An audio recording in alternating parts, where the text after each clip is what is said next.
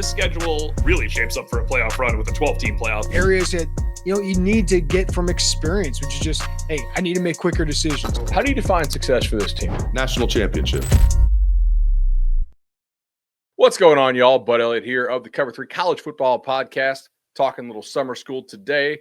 Washington Huskies, 2 years removed from a national championship game appearance, still made a bowl in their maiden voyage in the Big Ten. To help me break this down, I'm going to bring on Scott Elkund of Dawgman, the longtime leader in the Washington space. They absolutely crushed for us. Scott, what's going on, dude? Nothing much, man. It's hard to believe, man. We are already into almost we're calling this summer school, but we're not quite summer yet, but it's getting close. Absolutely. And you got some big shoes to fill here because Fetters has absolutely crushed for us the last 2 years. So no pressure. Yeah, I've lived my whole life on Dawgman.com with having to fill his shoes behind him. So he sets a high mark. Absolutely. All right. So coming off the highs that were the 2023 season, obviously a bit of a step back, but new conference, still made a bowl game, fought hard, improved as the year went on, I think in many regards. What's the general vibe around the program now? Well, if you look at last year's record, Washington finishes the regular season 6-6, goes, loses their bowl game by 1 point to a ranked Louisville team. Really could have won that game, made some mistakes. But if you look at the 6-6 regular season, if you don't punt games against Rutgers on the road and Washington State in the Apple Cup at the neutral site down at Lumen Field, Washington's 8-4, and the vibe of the offseason maybe is a little more positive as you go into the offseason. So, I think people are excited about what this team has become. I think they're really excited about the direction that Jed Fish and his staff, especially his recruiting staff, led by Matt Doherty, Marcus Griffin, Jake Crawford, all these guys, Jaleel Wadood, all these guys have done a really good job of talent acquisition in the offseason. They've got their 2026. Now, granted, they can't sign until December, but there's a lot going on that's positive on the recruiting trail for the Huskies. So I think the vibe is really good. Now we just need to see the performance on the field. So new play caller, right, on offense with Jimmy Doherty, or is Fish still going to call the plays? Fish is still calling the plays. This is still his. I mean, it's his offense. Jimmy Doherty, it's, we always make the joke. It's just kind of a way for Jimmy Doherty to make a little bit more money and keep him happy and on staff and everything like that. But Jimmy Doherty does a lot of the game planning. He did it last year too. So there isn't a lot that changes. And he said it's mainly on the field. There's no change for him. He's coaching the quarterbacks. Jed Fish calls the plays and everything like that. He said it's in the meeting rooms. It's in the game planning meetings that they have during the week. That's where it'll change for him a little bit more because he'll be a little more involved than he was before. But overall, Jed Fish's offense, and he's the one who's going to, you're going to live or die with Jed Fish at the controls there. Absolutely. So let's get into this. Damon Williams, quarterback now, who I don't know, am I crazy for having him number 2 quarterback in the Big Ten entering the season? I got a lot of flack for that on Twitter, but when we broke it down on the show, it's good. I don't want to call you crazy, Bud, but I think he's got the potential to be really, really good. But I mean, look at all the new starters. Aside from Drew Aller, is there really? I mean, Dominic Raiola, Altmaier, yes, Illinois is pretty good. Yeah, I mean, they're good players. They're talented players. But they're all kind of in the same boat as Damon Williams is, in that they are all still really young. The only one that's really an established guy is Drew Aller right now that I can remember, off the top of my head. So, there's a lot of guys that you could put in that next group. I like Damon Williams. I would definitely say in the upper third of the conference, so top 6. Is definitely where I could see him ending up being. The biggest thing with Damon Williams is going to be just how quickly he continues to pick up reading defenses. The guy has elite athleticism, great speed, so he can run, he can do all those things for you. He throws a pretty deep ball. He throws a great pass altogether. He's a great passer. But in spring, he held the ball just a little bit too long. And I think that's where people were getting maybe a little frustrated when they watched him because there were some missed opportunities in the spring. Now, is that going to translate in the fall? Is he going to learn from those things, watch film, make the adjustments that he needs to make? I think he will. Everything that I've heard is he basically treats everything like he's a professional, in that he is in the film room 24 hours a day, 7 days a week. If you'd let him be there, he would do that. That's just kind of the guy he is. So great leader, great face for the program, and I think top third of the conference is definitely a good goal for him this year. So how does the offense change with him under center? You mean from Will Rogers last year? Correct. From what we saw. Okay. So when Will Rogers, I don't want to call him a statue. He could run a little bit and do some things, but he wasn't a guy who's going to hurt you with his legs. That just wasn't his game. Damon Williams is a guy you have to account for. It could be designed runs, and it can also be him improvising and making plays on the run after the play breaks down. He's going to hurt you, so you're going to have spies. Well, that takes one guy out of the coverage. So instead of dropping a middle linebacker maybe into the middle third of the secondary, now he's got to stay up closer to the line because he's keeping an eye on Damon Williams and making sure he isn't escaping and making plays with his legs. And he's not a guy who's going to run out of bounds. He's going to try and make a move in the open field and get you 10, 15 more yards or even into the end zone. So Damon Williams, as long as he's got his passing down, which I think you'll see an improvement in that area from his freshman season last year, he's got it all when it comes to what he can do on the football field, except for the height. He's just not very tall. I'll let the NFL worry about that. College, yeah.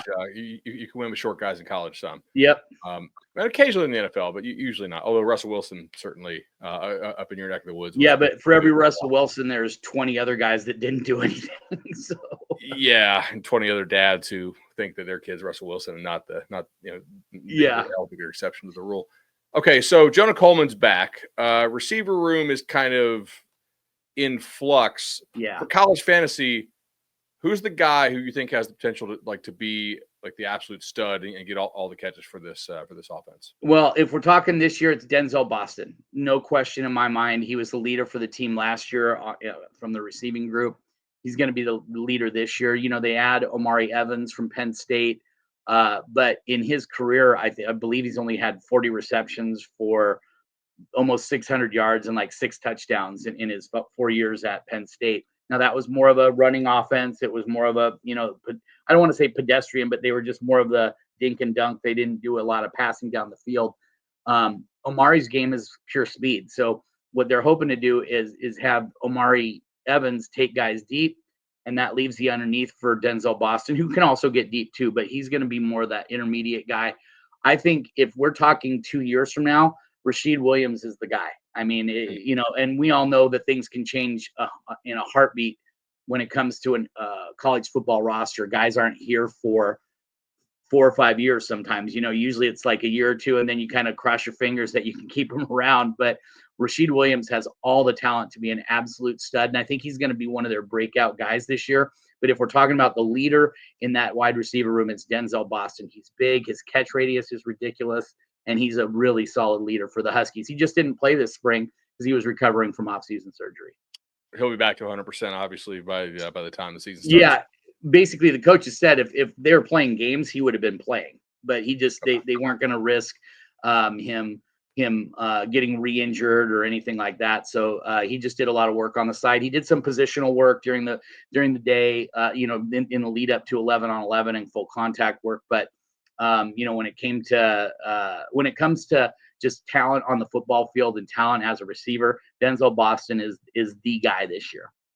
So last year, something that held this offense back was the offensive line. Yep.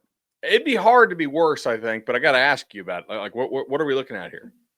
Well, we were kind of talking offline just about what we were going to do. When we went through this, 8 offensive linemen, scholarship offensive linemen last spring.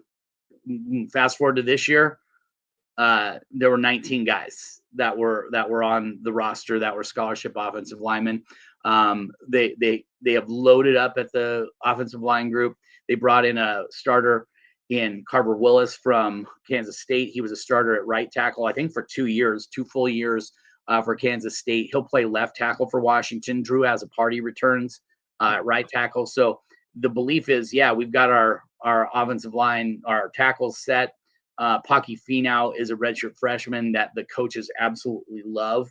He just hasn't really played very much. So obviously, because he's only a redshirt freshman, he played 3 or 4 games last year. You got Landon Hatchett in the pivot.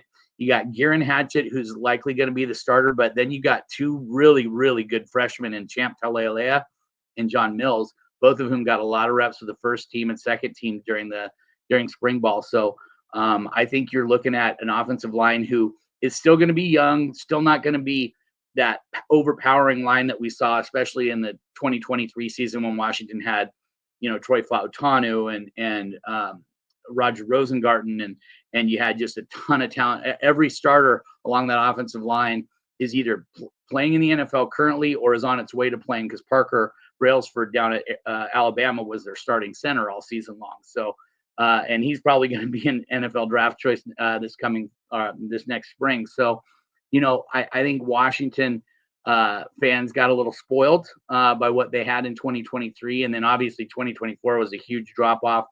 But 2025, I think you're going to see a big improvement along that offensive line. And we all know offenses are only as good as their offensive line. And if Washington's offensive line can keep Damon Williams from running for his life, right after he takes the snap, I think that Washington's offense is going to be a lot more explosive and a lot better than they were last year. Totally on board with that. All right, let's take a break here. And on the flip side, we'll talk a little Huskies defense. When you need your sports news all the time, we've got breaking news to bring to you. CBS Sports HQ gives you a snapshot of all the sports that matter to you. When you need your sports in a snap, find it on CBS Sports HQ, streaming free anywhere you are. All right, guys, welcome back into the Cover 3 College Football Podcast, Summer School Edition. We are talking Washington. That is Scott Elkund of Dawgman. All right, Scott, so the defense last year actually was pretty salty for a number of games. What are we looking at this year? Ryan Walters comes in to replace Steve Belichick as D coordinator, so I'm very curious about how that's going to look. What does he want to run? Does he have the people to run that? Lay it on me, if you will. Well, I think Steve Belichick's defense was fine. It wasn't great. It wasn't bad. I think he was a little more passive in the way he ran things. He chose to he's of the belief that, hey, I'd rather a team have to go 80 yards in 15 plays rather than 80 yards in 3 plays, right? Sure. And Ryan Walters is going to be a lot more aggressive, and you're going to see a lot more blitzing. You're going to see a much more aggressive attack along the line of scrimmage. Washington's defensive line was really not very good when it came to stopping the run. They really struggled. They didn't have a lot of juice inside. The guys who were the starters they worked hard. It's nothing against them. They just didn't have the talent level that you needed. Sebastian Valdez was a solid pickup, but he played at Montana State last year or the year before that, and then he was the 13-game starter for the Huskies at defensive tackle this past year. Jacob Bandes was a journeyman guy who just hadn't played very much for Washington. He'd been a rotational guy, but he played almost every game I think he started like 10 of the 13 games. So Washington just didn't have a lot of talent along the defensive line. Now they brought in Ontario Thompson from Western Michigan, granted not a big school, but he's played against Big Ten defense or offenses basically his whole life. So he played at Iowa for a little while. Washington also has Javon Parker coming back. He's a guy we'll talk about in a little bit, but he's a guy that was injured last year, halfway through last year. But this year, he's going to be a guy who I think you'll see him play a lot. You'll also see Tai Uyongalele. He's a guy they picked up from Arizona. Could do a lot of different things for you along that defensive line. They've got a lot of versatile guys who could play edge, like Zach Durfee, Uyongalele. They've got Jacob Lane, who can also play outside, but all these guys can also put their hand in the ground and be guys that you have as pass rushers on passing downs and things like that from the inside. And so I think you'll see Washington be a little bit more effective in stopping the run. And then outside with the corners, they pick up Tagario Davis from Arizona. They've got Ephesians Prysock back for another year. The deep patrol is going to be, I think, a lot better, a lot more aggressive. They only had 8 interceptions as a team last year, and 5 of those were by – they had 7 interceptions last year. 4 of those were by players, 3 by Carson Bruner, 1 by Jacob Bandes, a defensive lineman and a linebacker. So you only had 3 interceptions by defensive backs last year. I think that number could triple this year, up to 9 or 10 by the defensive backs. And I think if they can get more hands-on passes, they can get a better pass rush, you're going to see a lot more turnovers for the Husky defense.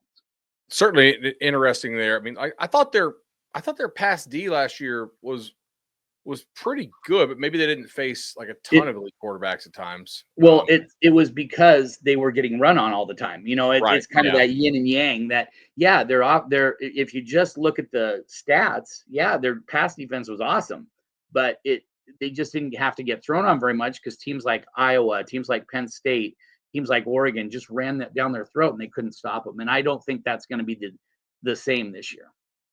Fantastic. All right. So give me a guy on this team other than quarterback who, let's say, if he finally reaches this ceiling, maybe it's a guy we've been waiting on, or on the flip side, a guy who maybe reaches that full potential a year before we're currently thinking that he probably will, that really changes the fortunes for this team. I think that the guy that everybody's kind of waiting to see him break out and realize his full potential, it's Zach Durfee. He's a guy on the edge who can do a lot of different things. He's big, he's physical. He played at a Division II school, came up, everybody was really excited about him.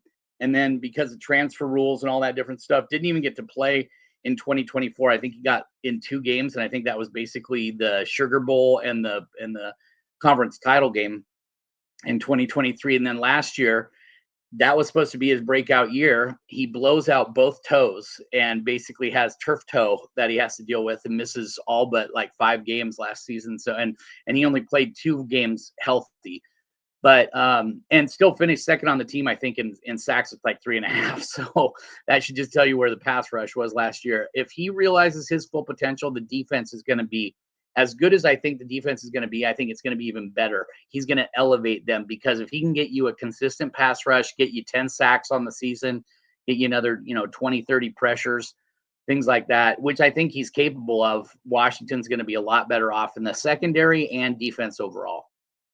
So looking at this schedule, I mean, you never assume a rivalry win, but Washington State did lose an awful lot, including their head coach. Colorado State should be a nice dub at home.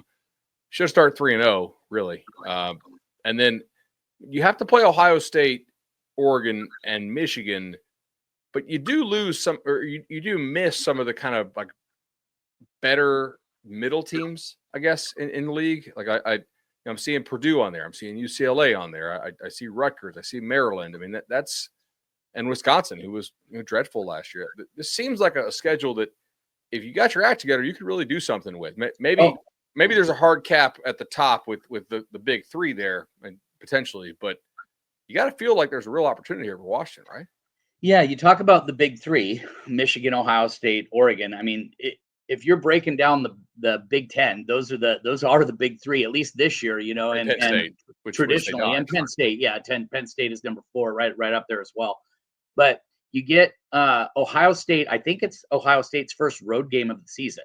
That one's a home game for the Huskies. Now, Washington will not be favored in that game.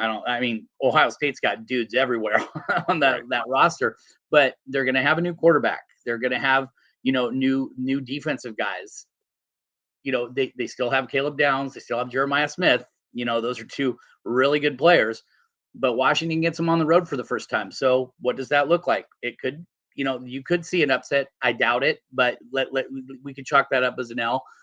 Oregon at home, end of the season. We don't know what either of these teams are going to look like, right, by the end of the season. I mean, everybody thinks that, Damon Williams is going to be great. We don't know. And it's the same for Oregon with their new quarterback situation, and things like that. So what are they going to look like?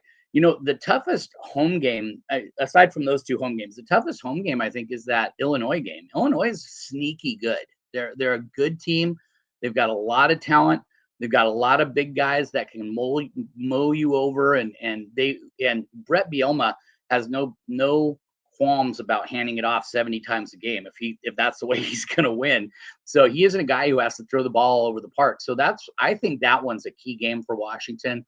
I think that Wisconsin game is obviously key, but that's a road game. Washington has never played in Madison before. Washington has played in the Big House before. Michigan's going to be a lot better this year, I believe. But, I could see Washington having being right up there. 8-4 is very doable for them. It was very doable last year too, but it's very doable this year. I could see anywhere from 7-5 if they punt one that they shouldn't, all the way up to 9-3 if they get a win over an Oregon or an Ohio State or a Michigan on the road. One of those games that you win that people don't think you should win. And I'm telling you right now, if Husky fans had to choose to win one game of those three, there's no question who they're wanting to beat. They want to beat Oregon at Husky Stadium. The last time Oregon played at Husky Stadium was 2023, an all-time great game in the Pac-12. Even, just I'm not even talking in the 2023 season. I'm talking ever. That was epic wild game. Yeah, it was a great game, great atmosphere. Washington needs to get a win like that to really put themselves back on the map. All right, so what is success for this team in 25?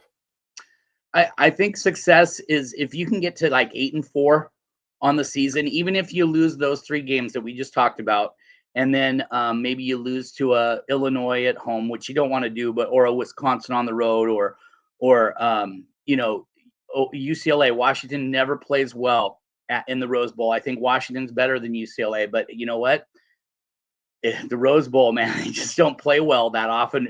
Not in the Rose Bowl. They don't play well, when it's just a regular game. So I think 8-4, but really seeing Damon Williams have his breakout season, seeing Jonah Coleman have maybe not a Heisman caliber kind of campaign, but maybe getting up to 1,500 yards and 20 touchdowns, seeing the offensive line come together, even though you're going to lose Carver Willis and Garen Hatchett, you're still going to return the core of that offensive line for 2026. And I think everything in 2025, and I know fans don't want to hear this, but everything in 2025 is really looking forward to 2026. Just like 2022 was a precursor for what Washington could have been in 2023, that's the same that's going to be 2025 for 2026, because you have Damon Williams in his second full year as a starter. You return a lot of the core guys. You return a lot of offensive and defensive linemen, a lot of secondary guys. Washington's going to be really, really good in 2026 if they can keep this together. Scott, really enjoyed this, man. Didn't check out all your awesome coverage on Dawgman, and thanks. I'll see you in Vegas for a Big Ten Media Day. Yeah, I'm looking forward to it, man. I've only been to Vegas once, and I don't remember much of that trip, if you know what I mean. So looking forward to getting down there. Awesome, man. All right, be well. You too.